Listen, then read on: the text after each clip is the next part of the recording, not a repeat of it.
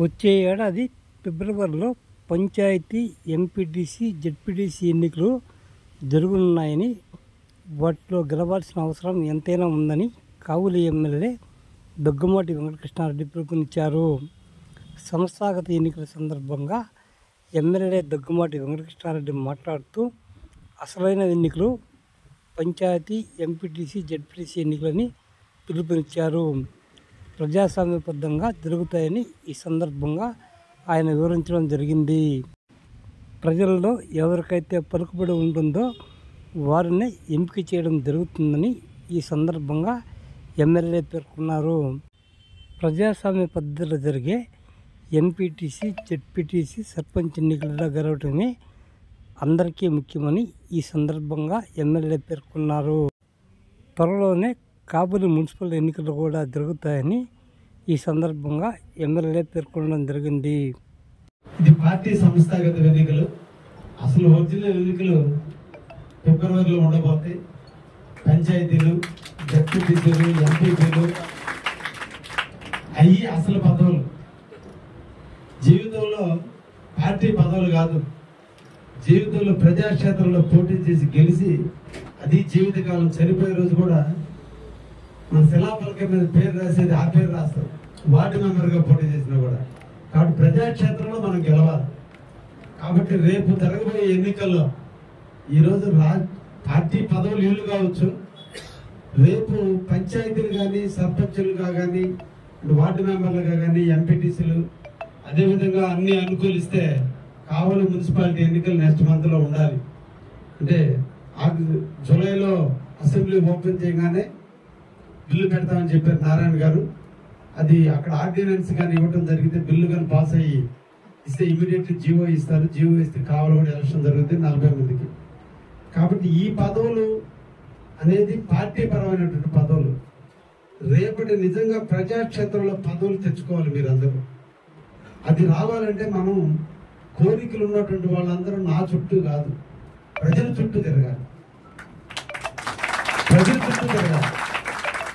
ఎవరు గెలుస్తారు అనుకుంటారో సర్వే చేసినప్పుడు ఎవరు గెలుస్తారు అనుకుంటే వాళ్ళ కంపల్సరీ టికెట్లు వస్తాయి. ఎవరి రికమెండేషన్తో టికెట్లు ఉండవు.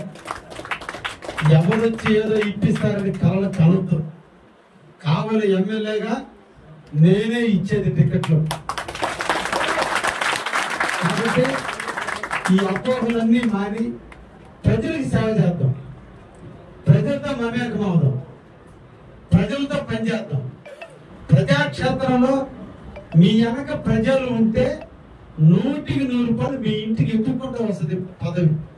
కాబట్టి మా చుట్టూ ప్రదర్శన కంటే ప్రజల చుట్టూ ప్రదర్శన చేసి రేపు ప్రజాక్షేత్రంలో మీరు అందరూ పదవులు రావాలని అందరికీ ఆల్ ది బెస్ట్ చెప్తూ ఒక్కటే మళ్ళీ మీకు చెప్తున్నా, జగన్ కాదు చంద్రబాబు నాయుడు ఒక్కటే. ఆయన రాముడు, జగన్ రావణాసుడు. జగన్ కంసుడు, చంద్రబాబు నాయుడు కృష్ణుడు. ఆయన జగన్ హిరణ్యకశిపుడు, ఆయన నరసింహస్వామి చంద్రబాబు నాయుడు. మీరు జగన్ విధ్వంసం చేశాడు, బెదిరించాడు, దొంగ కేసులు పెట్టి పోటీ చేసే వాళ్ళు భయపెట్టాడు, పోటీ చేయకుండా చేసి చేతుల్లోకి ఎమ్మెల్యే, సర్పంచ్ పదవులు, వార్డు మెంబర్ పదవులు, కౌన్సిలర్ పదవులు ఇచ్చాడు. రేపు కూడా మాకు ఇస్తారని కళ్ళగంటున్నారేమో. ఇది రామరాజ్యం. రామరాజ్యంలో ప్రజాస్వామ్యంగా ఉంటుంది, నియంత పరిపాలన ఉండదు. ప్రజల్ని ధ్వంసం చేసి ఇబ్బందులు పెట్టి కాలరాయి బట్టే 151 నుంచి 11కి దిగాడు. కాబట్టి రేపు ప్రజాక్షేత్రంలో పోటీలు ఉంటాయని నమ్మండి. ఎమ్మెల్యే కావచ్చు, చంద్రబాబు నాయుడు కావచ్చు, లోకేష్ బాబు కావచ్చు, దౌర్జన్యాలకి తావు లేకుండా ఎలక్షన్ జరుపుతారు. కానీ అవతలను భయపెట్టి పోటీ నిలబెట్టకుండా మిమ్మల్ని తీసుకొచ్చి ఆ సీట్లో కూర్చోబెట్టం. మా ఎలక్షన్ ఎలా జరిగిందో మీ ఎలక్షన్ కూడా అలాగే జరుగుతుంది. ప్రజాక్షేత్రంలో గెలవడానికి సిద్ధంగా అండి, కష్టపడండి. కష్టపడ్డప్పుడే విజయం మనకు వరిస్తుంది. కాబట్టి గతంలో వైసీపీలు చేశారు, రేపు మనకు కూడా చేస్తారని చాలా మంది కళ్ళు, కానీ అది వదిలేసి ఎంతసేపు ఇది ఆలోచిస్తున్నారని నాకు బాగా ఉంది. కాబట్టి మీకు అందరూ కూడా చెప్తున్నా, ఒక్కటే ఈ రాష్ట్రం లోకేష్ బాబు గారి నాయకత్వంలో ఈ రాష్ట్రం నడిచేంత వరకు మనం అందరూ కష్టపడాలి. ఒక్కడే మొన్నబడి చెప్పా, ఒట్టి పాదయాత్ర చేస్తే 144 సీట్లు తెచ్చాడు లోకేష్. అదే అతను ముఖ్యమంత్రి పీట మీద కూర్చుంటే ఇంక ఈ రాష్ట్రం ఎక్కడితో ఒకసారి ఆలోచించండి.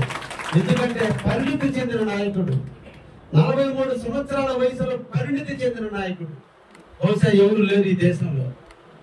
తండ్రి చాటును ఎదగడంలా తన చాటును ఈరోజు తెలుగుదేశాన్ని నడుపుతున్నాడు. అది లోకేష్ బాబు అంటే. అతన్ని ముఖ్యమంత్రి చేసేదాకా, అతని ఆధ్వర్యంలో ఈ రాష్ట్రం బాగుపడేంత వరకు మనందరం కష్టపడాలి. పార్టీని మనం ఎప్పుడు మోస్తున్నంత కాలం తప్పకుండా రాష్ట్రంలో తెలుగుదేశం గెలుస్తూనే ఉంటుంది. ఆదమేశామా దెబ్బ పడుద్ది. కాబట్టి రేపు స్థానిక ఎన్నికల్లో మీరు ఎంత కష్టపడితే అన్ని పదవులు కానీ నేను సిద్ధంగా ఉన్నా. ఎందుకంటే ఇది గెలవాలి. మీరు గెలిపించడానికి మీరెంత కష్టపడ్డారో ఈరోజు నాకు చాలా ముఖ్యులు ఉన్నారు. నా కోసం పార్టీలు మారి వచ్చిన వాళ్ళు ఉన్నారు, నాతో పాటు వచ్చిన వాళ్ళు ఉన్నారు. కానీ నేను పదవులు ఇవ్వాల. ఎందుకు ఇవ్వలేదంటే నాకంటే ముందు తెలుగుదేశం జెండా మోసిన వీళ్ళకి ఇవ్వాలా. రేపు కూడా అదే ఉంటుంది. అదంతా రాసి పెట్టుకోండి. ఈ బయట మాటలు పుకార్లు మానండి. ఎవరికి ఎక్కడ ఇవ్వాలో అక్కడ నేను ఇచ్చుకుంటా. నాతో వచ్చిన వాళ్ళు నేను అర్చించుకుంటా.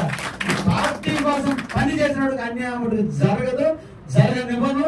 జరిగితే దాన్ని సెటిల్ చేసుకుని సిద్ధంగా ఉన్నా. చెప్పుడు మాటలని కొంతమంది రెచ్చగొట్టే వాళ్ళు ఉన్నారు. దయించి రెచ్చిపోవద్దు. మనందరం కలిసి పిడికిలు బిగిస్తే ప్రతాప్ రెడ్డి బెంగళూరుకి తరేమో ఇతర శ్రీలంకకి తరుగుతాం. కాకుండా ఇది మన సొత్తు కాదు, చంద్రబాబు నాయుడు గారి సొత్తు. ఈ పదవి వారిస్తే మనం అనుభవిస్తున్నాం. మా ఒక్కడే గుర్తు పెట్టుకోండి. పోలీస్ స్టేషన్ పోయినా, ఎంఆర్ఓస్ పోయినా, ఎండి ఆఫీస్ పోయినా, కలెక్టర్ పోయినా ఈ రోజు మనం లోపలికి పిలిచి కూర్చోబెడుతున్నారంటే మన వెనకున్న లేబుల్ అయితే తెలుగుదేశం పార్టీ. దాని వెనక మనకు గుర్తింపు వచ్చింది. ఆ గుర్తింపు రావడానికి కారణం తెలుగుదేశం పార్టీ. మన సొంత కృషి కాదు. మన సొంత కృషితో మనం తెచ్చుకుంటాం. కానీ ఈరోజు పార్టీ మనకు ఆ ధైర్యాన్ని ఇచ్చింది, అధ్యక్ష పదవి ఇచ్చింది, కార్యదర్శి పదవులు ఇచ్చింది. కాబట్టి ఈ పదవితో మనకు గుర్తింపు పోతుంది. పోతే కాఫీ ఇస్తున్నారు, కూర్చోబెట్టి ఏసీ వేసి కూర్చోబెట్టి మాట్లాడుతున్నారంటే ప్రతి సందర్భంలో మీరు గుర్తు పెట్టుకోవాల్సింది ఇది నన్ను చూసి కాదు, నా వెనకున్న పదవిని చూసి. ఈ పదవి ఈ నియోజకవర్గం లేదా ఈ మండల కార్యకర్తల కష్టార్జితం అందరికి దక్కని నాకు దక్కిందంటే నేను అందరినీ కలుపుకొని పోవాలనే భావన మీరు అందరిలో ఉండాలని మనసారా కోరుకుంటూ తప్పకుండా ఆ పదవులకు వన్ని తెచ్చే విధంగా మీరు అందరూ కూడా పనిచేస్తారు. మిగతా టీములు కూడా ఈ రోజు అందరినీ కూడా అనౌన్స్ చేయడం కూడా జరుగుతుందని కూడా తెలియజేస్తూ ముగిస్తున్నాను. Thank you.